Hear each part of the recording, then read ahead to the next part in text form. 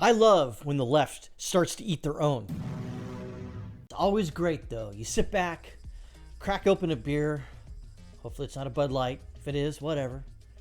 And you just watch the frickin' dumpster fire roll by you down the road. And you just sit there going, this is good shit. Oh, anyways, queer-owned business shut down by employees for not being woke enough. The definition of if you go woke, you will go broke eventually. Disney, I'm looking at you. You're gonna go broke. I actually want you to go broke. I want you to fail big time.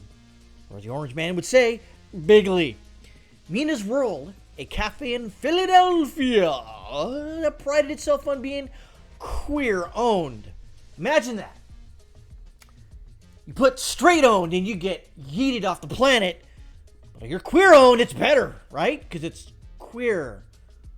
Even the ingredients are queer. Anywho, has officially closed its doors after a woke employee revolt. Imagine that. The left revolting. Huh. Imagine my shock. The cafe was owned by Kate Egghardt and Sonam Parikh, two queer activists who started Mina's in an effort to create an inclusive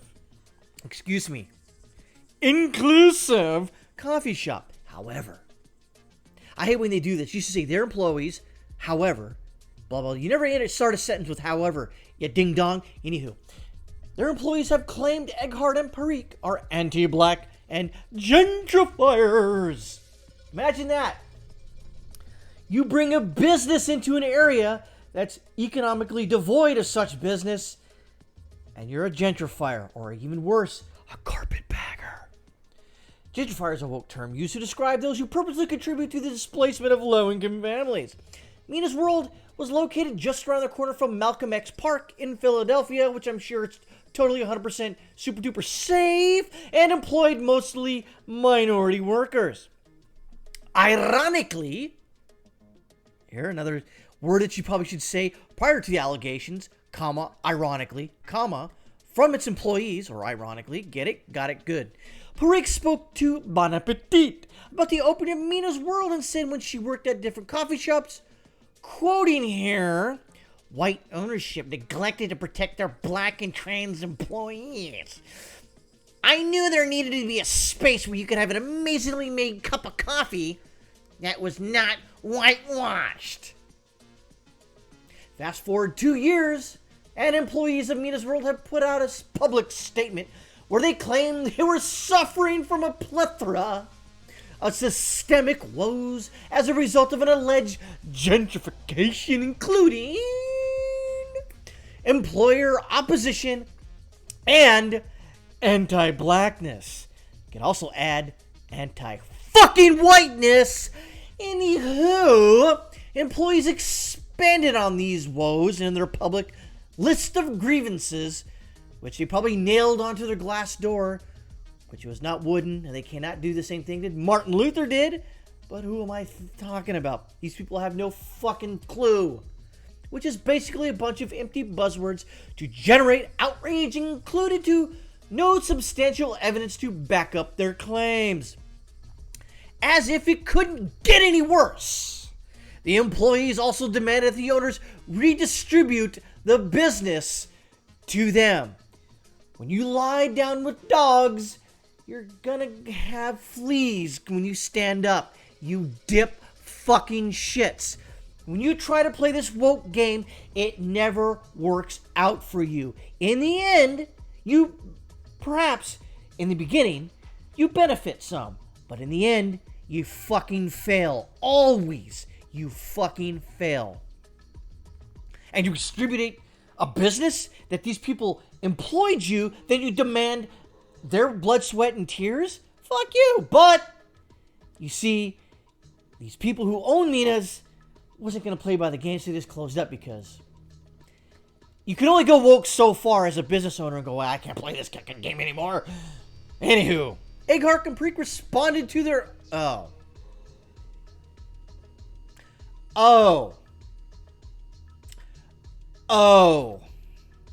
Eggheart and Parikh responded to their employees' demands in a hostage-style video in which they repeatedly apologized for being gentrifiers. Eggheart spoke next to Parikh, saying, "We're going to live as part of a radical accountability process. We're complicit in the gentrification and the anti-blackness on the 52nd Street. We put our community at risk with our presence as well as our workers."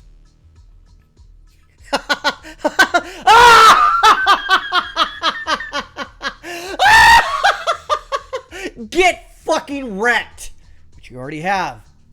Two owners agreed to attempt to hand over ownership of Mina, saying, quote, "With the guidance of the workers and the Black and Brown Workers Collective." Collective? Huh. Imagine that.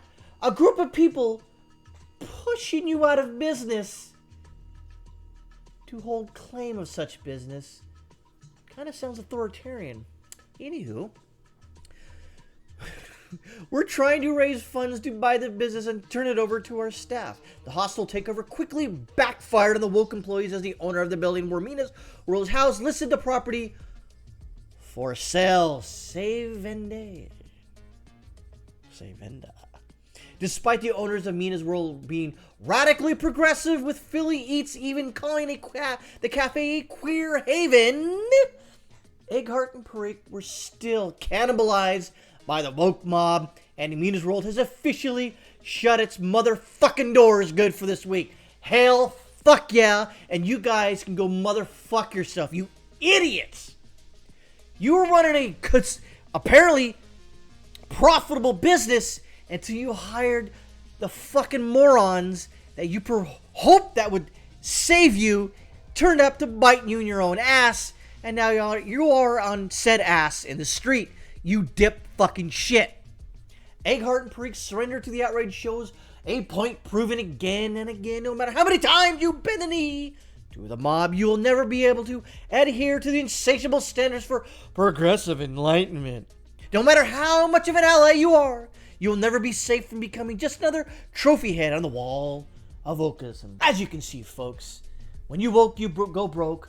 When you hire a bunch of rabid fucking dogs who have no fucking common sense, well, guess fucking what? No matter how many times you fucking feed them from your hand, at some point, they're gonna bite that fucking hand so goddamn hard, not even a fucking vaccine's gonna save your ass from anthrax, from rabies, whatever.